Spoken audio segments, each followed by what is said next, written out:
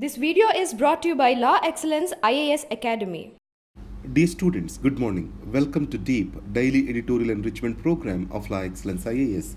Let us start the discussion on today's newspaper, that is 19th June 2019. The first article for discussion, an idea whose time may not have come. This article is related to simultaneous elections. So in this, a detailed discussion has happened on the positives and negatives, feasibilities of simultaneous elections in India. Simultaneous elections, they refer to conducting of elections at the same time for Lok Sabha, Legislative Assembly and Panchayats. The advantages of this are the cost savings will happen both in terms of human resources, money, and material resources to the government and political parties. And the second, the governance is going into disarray because of continuous elections. The model code of conduct, when it comes into picture, the new programs and schemes cannot be announced by the government. This can be largely described as policy paralysis. In this context, the governance which is getting disarrayed as all the human resources are also being diverted for elections. And on the negative side, elections are a mechanism of accountability. It means that the regular elections helps the governments and also political parties in power to know and understand the popular mood. So, accountability can be better ensured with regular elections. Second, in the federal spirit, when we club all the elections together, people may vote for one single party. So, local issues, state issues, and national issues are being judged by the people with one single agenda. And finally, what will happen if Lok Sabha is dissolved in between after no confidence motion, or any of the state government is dismissed because of no confidence motion? Do we need to go for full elections again in entire country? These are the things that are being posed as questions. So the author proposes for some interim measures. One is the money power in the elections has to come down. So today, election expenditure of individual candidates has limits, but political parties' expenditures has no limits. So we have to create limits on the expenditure of the political parties. The second, the corporate donations to the political parties have to be stopped, and state funding of elections or state funding of political parties have to be started. And finally, the election duration is spread over 2 months. It has to be reduced close to 1 month. So, in these circumstances, the decreasing the time period of elections will also reduce the election expenditure and rhetoric related to caste, religion, etc. during the elections. So, these are the points discussed in this article. The next is averting deaths in Muzaffarpur. So, in the Lychee season, among the people who come are laborers who come to pick up the lychee fruits, in their children, the deaths are very high. So, to understand this article, we need to understand glucose metabolism. So, whenever we take food, obviously that is going to give us instantaneous energy. So, when this glucose is not sufficient in our body, then what has to come is glycolysis. So, glycogen which is stored in liver, it will break down and it will release the glucose. So, in the people who are malnourished, there will be no sufficient glycogen. So that's why this cycle, which is called as glycogenolysis, is not happening in the malnourished children. Then the next cycle that will set in to maintain the glucose levels in our body is gluconeogenesis. It means the protein breakdown will lead to development of glucose. If the glucose do not reach to the brain in sufficient quantities, then it leads to something called swelling of the brain, which is encephalopathy. So this is what is exactly happening.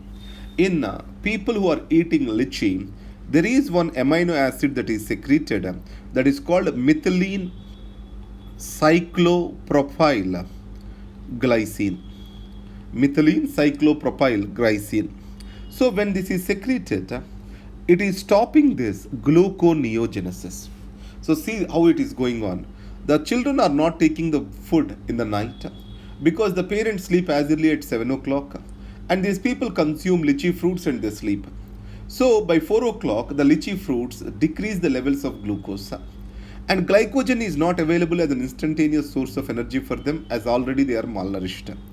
And this glycine, methylene cyclopropylene glycine, it is actually hindering this gluconeogenesis. So this is the only source of glucose to them. But this cycle is not setting in because of this glycine molecule which is existing in lychee fruit. So what is the way out for this treatment? One, give the sufficient food at night to the children. And the second, limit the consumption of the lychee fruit which produces this thing. And also, as the gluconeogenesis is getting stopped in between, the amino acids gets accumulated. This is called amino aciduria. So to overcome this, to restart the gluconeogenesis, what is important is insulin. So how can we set in insulin? 10% of the glucose, if it is intravenously given to the child, automatically increased levels of glucose will set in insulin, and insulin will lead to gluconeogenesis. And this particular amino aciduria which are accumulated in the blood due to stoppage of the gluconeogenesis will be thrown out. So in most of the hospitals, healthcare system, what we give is the 5% glucose. And the time to reach to the hospital for an encephalitic child is around 4 hours. So early treatment has to start within 4 hours with 10% glucose. In our hospitals, primary healthcare center says they are starting with 5% glucose. It is unable to set in insulin into action to remove the amino aciduria from the blood. This is the cause of the death. Building confidence bit by bit. Here BIT stands for Bilateral Investment Treaty. This bilateral investment treaty was signed between India and a foreign investor. So this treaty helps the foreign investor to have confidence on his investment. Whenever a dispute comes with India or a policy made by the government, he can move to the international arbitration. So many of the companies moved to the international arbitration against the government of India. Now, these BITs which are signed with foreign countries by India, these are during the peaks of neoliberal era. So market era, you can call it as. At that point of time, attracting the foreign investments has become the sole goal of India.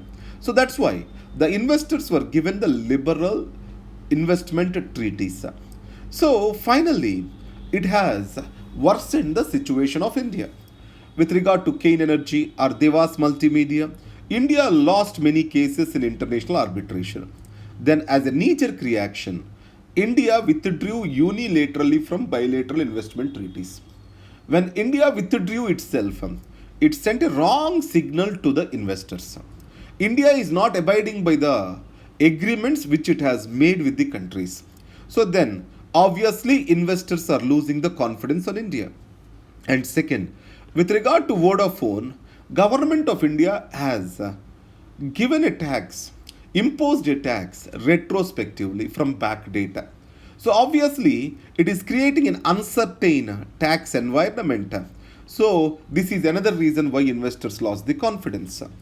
Then India, what it did, it has prepared some model BIT which every country has to sign, or India wants a renegotiation on the model BIT which it has prepared.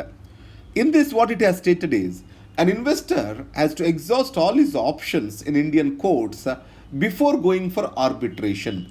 This is what they spoke about. And this model BIT has created further confusion and loss of confidence with regard to the investors.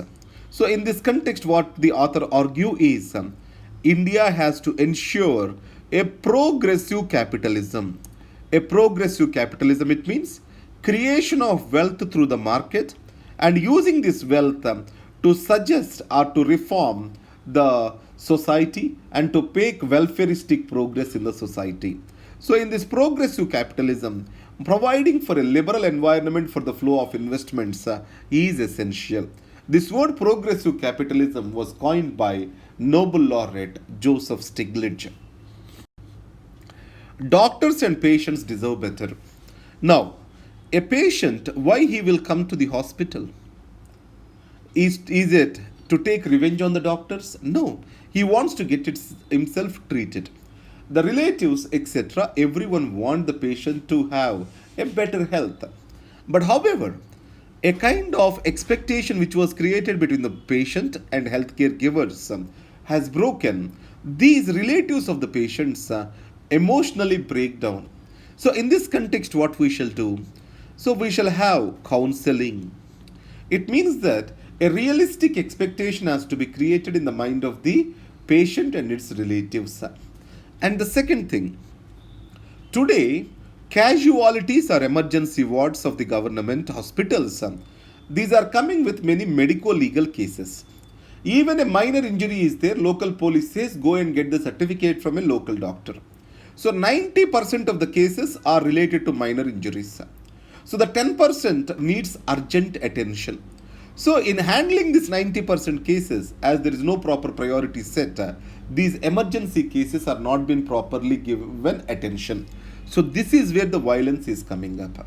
So there is something called the protocol, which is called triage. Whenever a case comes to emergency, it has to be classified as a case that needs instant attention or instant care, or early care, or care that can wait. So when can we classify it this way based on the emergency vitals? These 10% cases can be given instant attention, and other minor injuries they can wait. So this classification is missing. So that's what the structural and procedural reforms are essential in the government hospitals to protect the doctors from undue harassment by the patients and their relatives. So providing for more security, tougher laws will not help. What is required is improvising the systems, processes, infrastructure, etc. in the hospitals. That is the essence of this article. Organization man. It is JP Nadda's elevation as the BJP's working president. Remember, political parties in India can be broadly described as ideological and organization centric, and then political parties individual centric or family centric.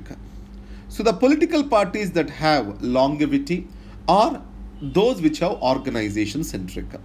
For example, BJP and then communist parties, they can be stated as having strong organization. On the other hand, most of the regional parties and Congress, they suffer from the lack of organization. So in this case, the loss of the Congress can be best explained because of lack of internal organization structure and robustness and dynamism of that particular structure. That's why it is getting more and more dependent on Gandhi Nehru family for its own existence. On the other hand, a BJP is a strong organization, has a strong organizational mechanism supported by RSS. And communist parties of India also have a strong organizational structure. Though they are losing ideologically, but their organizational structure is still protecting them. So this is the article. Preventing violence. This is again violence against the doctors in West Bengal. Remember, no tough law or no protection will actually prevent these kind of incidents. What can prevent them is better health care delivery. How can that be improved? That is by providing for increased infrastructure, better protocols, better processes. So everyone has to give their attention to this. Remember, West Bengal already have a tough law to punish an individual for attacking the doctors. In spite of this, the situation has repeated. That's why this is more a symptom of a larger disease of the healthcare system, where the capabilities of the public healthcare system are very poor, that need greater attention today. And finally, thank you very much and have a great day. All the best.